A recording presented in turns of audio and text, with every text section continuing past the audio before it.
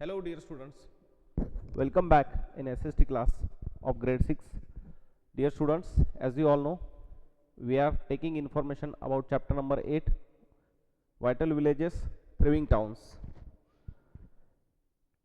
जो हमारी हिस्ट्री का लेसन है, लेसन नंबर 8, उसकी जानकारी हम ले रहे हैं. लास्ट वीडियो में हमने कुछ जानकारी ली है. इस वीडियो में हम देखेंगे cities with many functions. Okay, very often a single town was important for variety of reasons. Let us look at the example of Mathura. देखिए अब जो तत्कालीन काल की cities with many functions, जो cities थी जिनमें अलग अलग different types of functions किए जाते थे.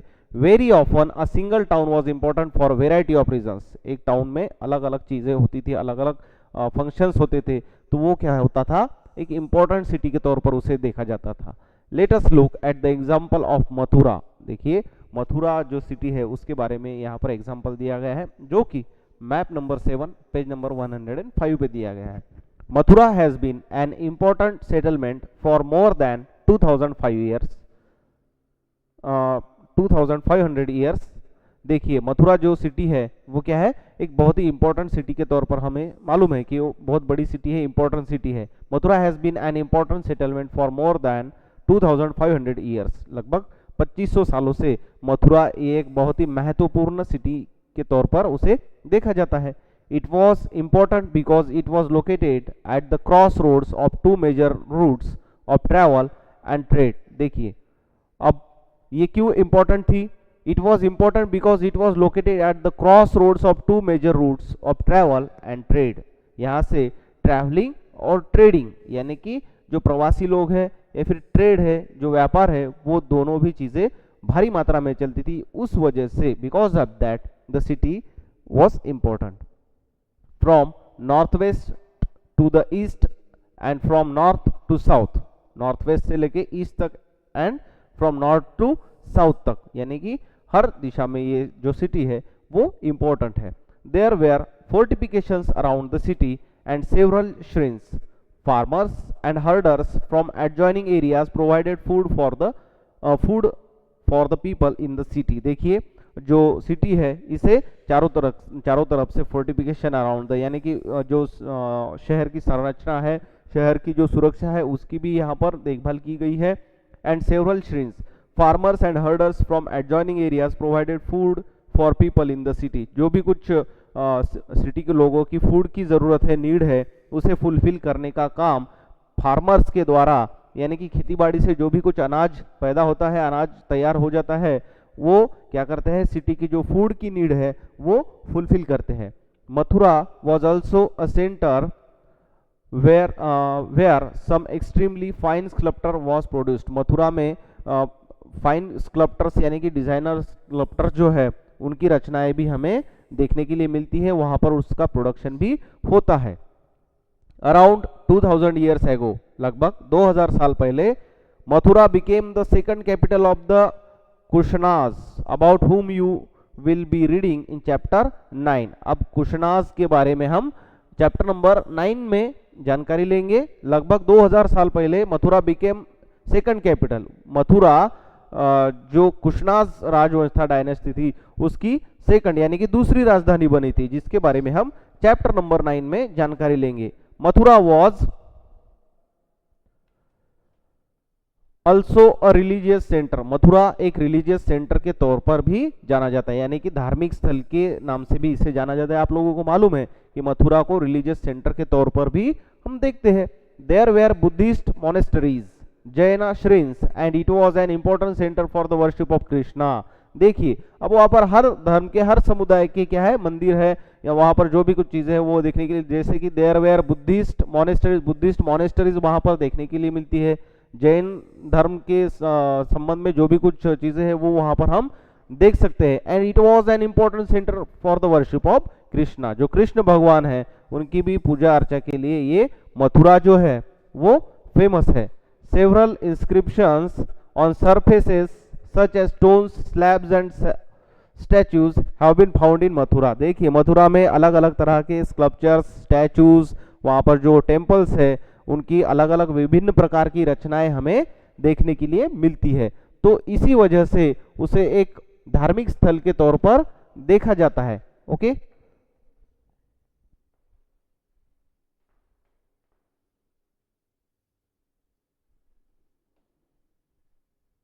देखिए, see generally these are short inscriptions recording gifts made by men and sometimes women the to monasteries and shrines.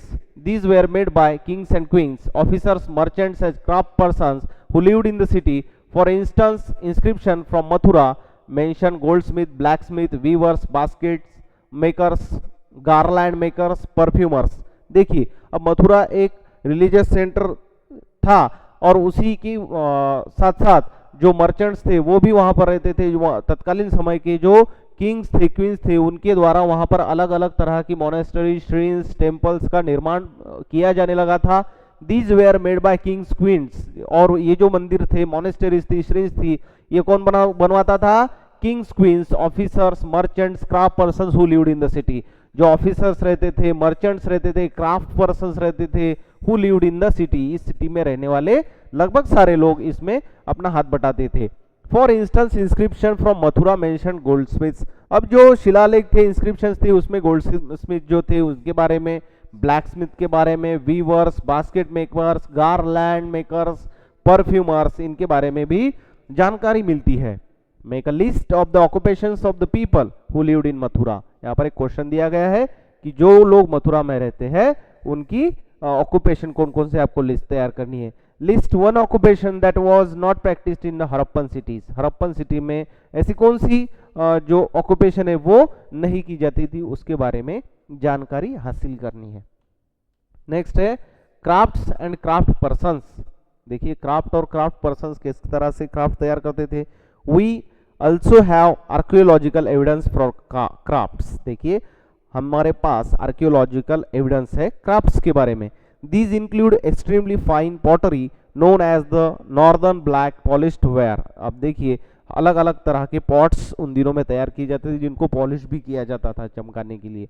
It gets its name from the fact that it generally found in the northern part of the subcontinent. अब northern black polished ware इनको क्यों बोलते थे? क्योंकि ये कहाँ पर मिलते थे? जो नॉर्दर्न सब कॉन्टिनेंट का पार्ट है वहां पर ये पॉट्स देखने के लिए मिलते थे, इसी वजह से उनको नाम मिला था northern black polished ware. Okay, see next, it gets its name from the fact it is generally found in the northern part of the सब continent.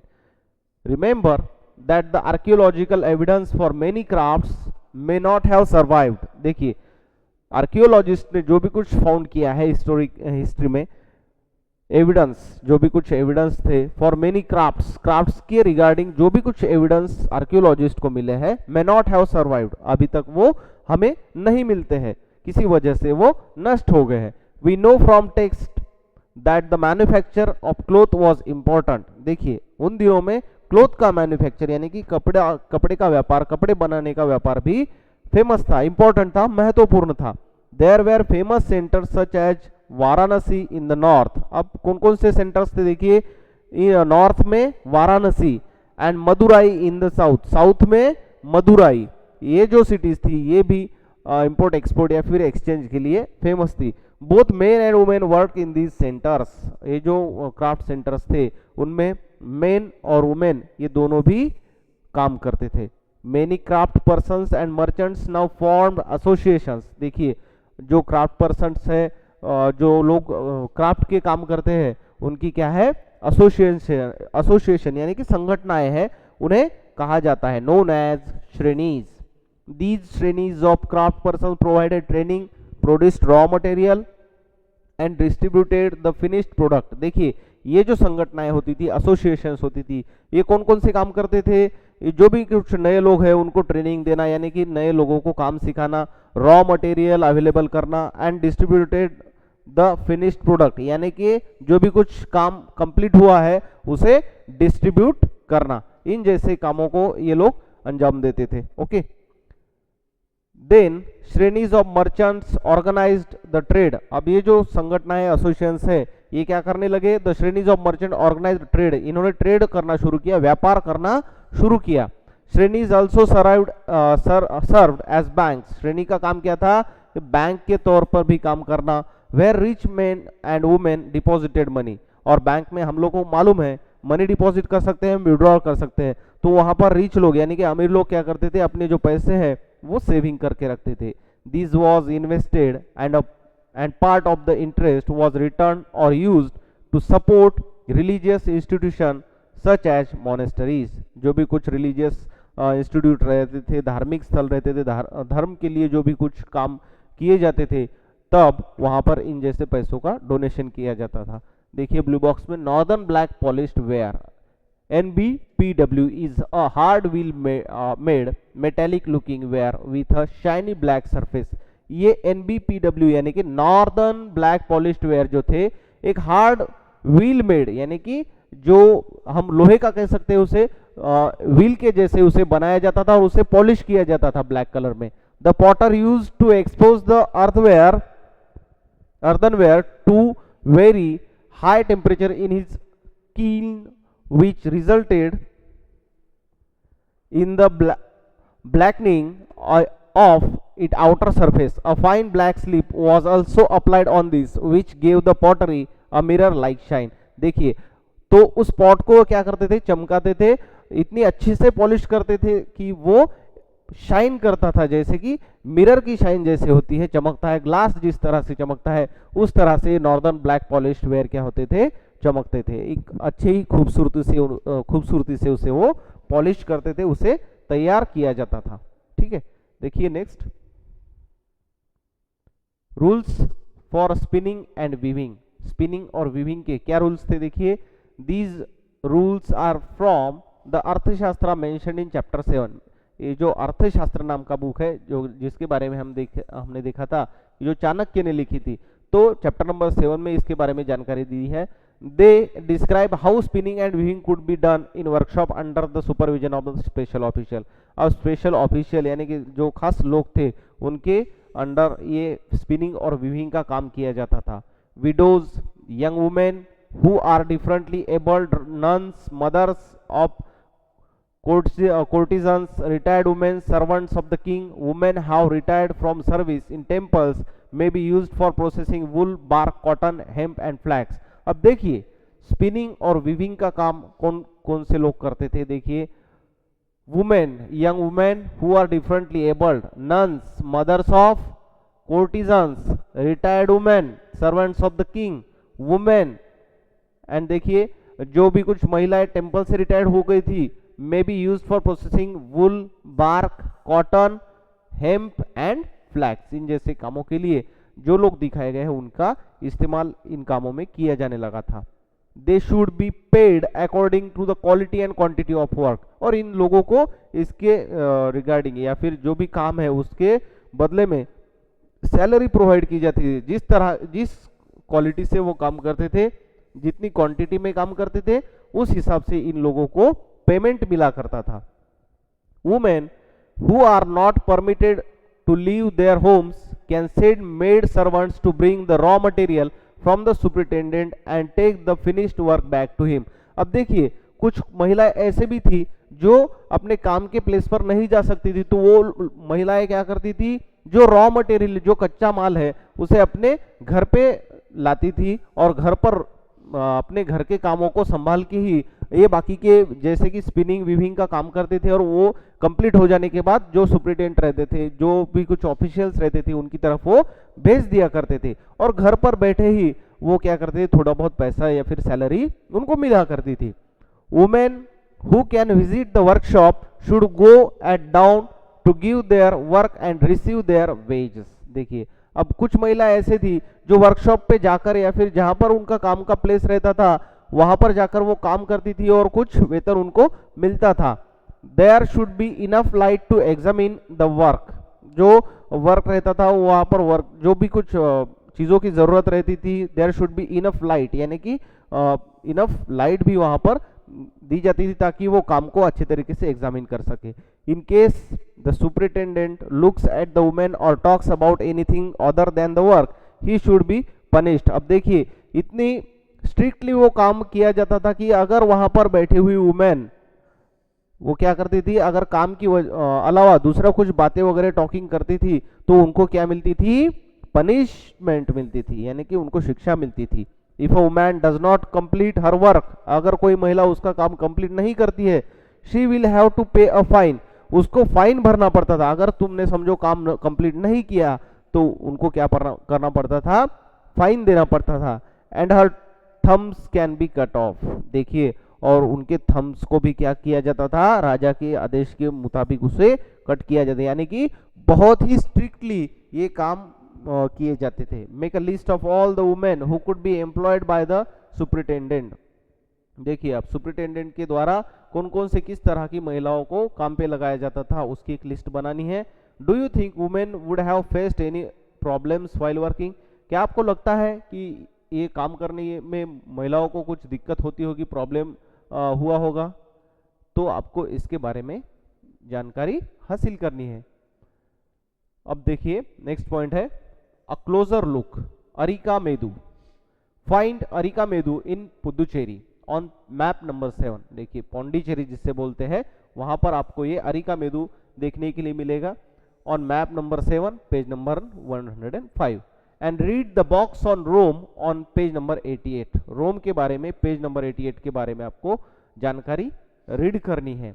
Between 2200 and 1900 years ago, Arika Medu was a coastal settlement where ships unloaded goods from distant lands। देखिए between यानी कि between 2200 यानी कि 1900 years ago, 2200 और 1900 1900 years ago areca medu was a coastal settlement, एक areca medu क्या था, कोस्टल सेटलमेंट यानी कि समंदर का इलाका वहां पर देखा जाता था। Where ships unloaded goods from the distance land, और वहां पर क्या किया जाता था कि समंदर के रास्ते से जो भी कुछ गुड्स या फिर ट्रेडिंग हुआ करता था उस ट्रेडिंग की गुड्स को, माल को वहां पर उतारा जाता था। A massive brick structure which may have been a warehouse was found at the site, और बहुत बड़ा एक वेयर हाउस जहां पर ट्रेडिंग का जो काइंड्स है वो वहां पर रखने के लिए एक बहुत ही बड़ा वेयर हाउस वहां पर आज भी देखने के लिए मिलता है। Other finds include pottery from the Mediterranean region such as amphor, tall double-handled jars that contain liquids such as wine or oil, and stamped red glazed pottery known as Eretinware, which was named after a city in Italy।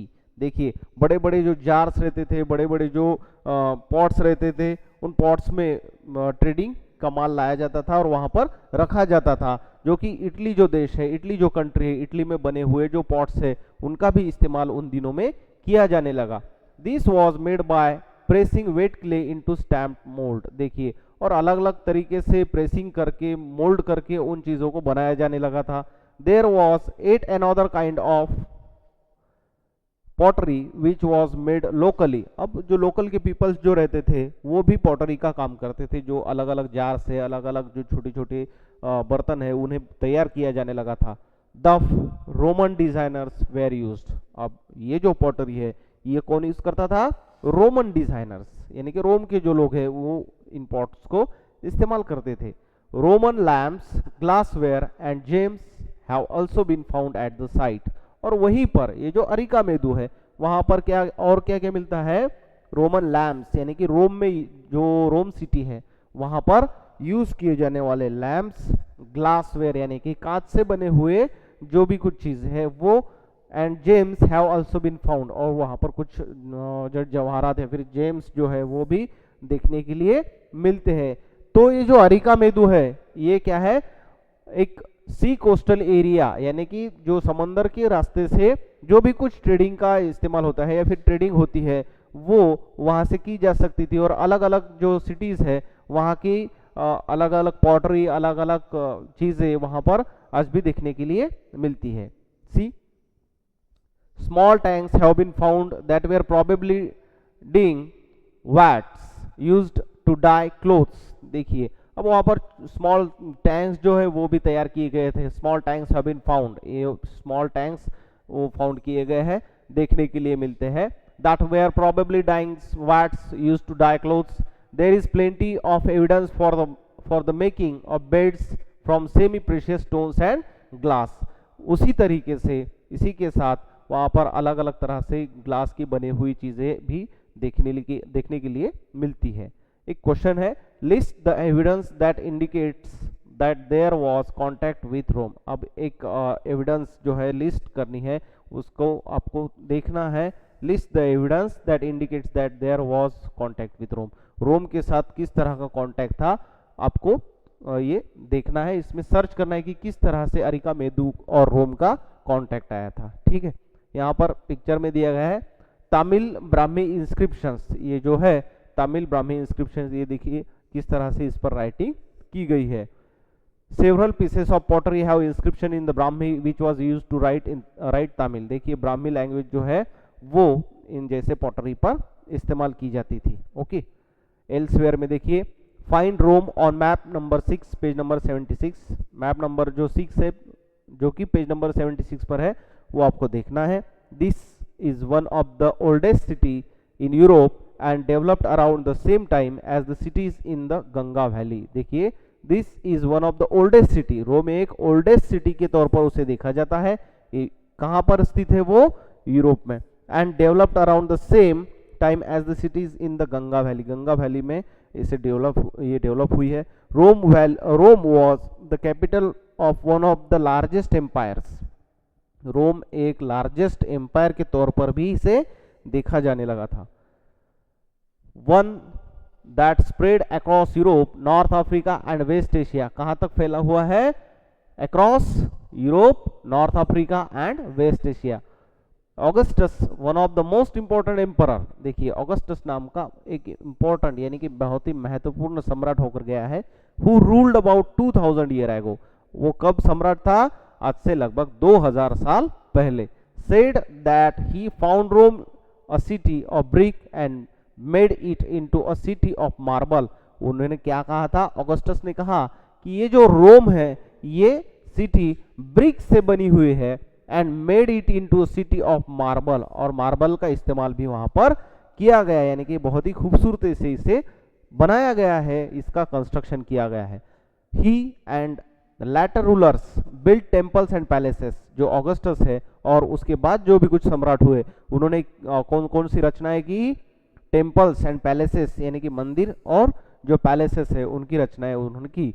They also built huge amphitheatres, open arenas surrounded by the tigers of seats where citizens could watch all kinds of shows and public baths with separate timings for men and women where people met and relaxed। अलग अलग तरह के जो प्राणी संग्रहालय या फिर मनोरंजन के जो भी कुछ साधन है वहाँ पर वो उन्होंने तैयार किया गया है। जैसा कि इस पिक्चर में आप देख सकते हो एन एक्विडक्ट यहाँ पर तैयार किया गया है।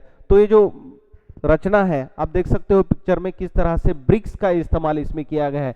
तो उन दिनों में ब्रिक्स और मार्बल जो है इनका इस्तेमाल करके उन दिनों के जो सम्राट थे, राजा थे, उन्होंने प्रजा के लिए अलग अलग तरह के प्लेसेस तैयार किए थे ताकि लोग वहां पर जाकर रिलैक्स कर सके, रिलैक्स महसूस कर सके, वहां पर कुछ देर तक वो बैठकर आराम कर सके। Huge aqueducts channels to supply water were built to bring water to the city. और ये जो एक्विडक्ट्स है, एक्विडक्ट्स तैयार किए थे, चैनल्स टू सप्लाई वाटर, जो वाटर सप्लाई के चैनल्स है वो तैयार किए थे। Were built to bring water to the city. और ये चैनल वाटर सप्लाई के चैनल्स क्यों तैयार किए गए थे, ताकि जो शहर की पानी की नीड है वो फुलफिल की जा सके, शहर को अच्छे तरीके से पानी मुहैया कराया जा सके।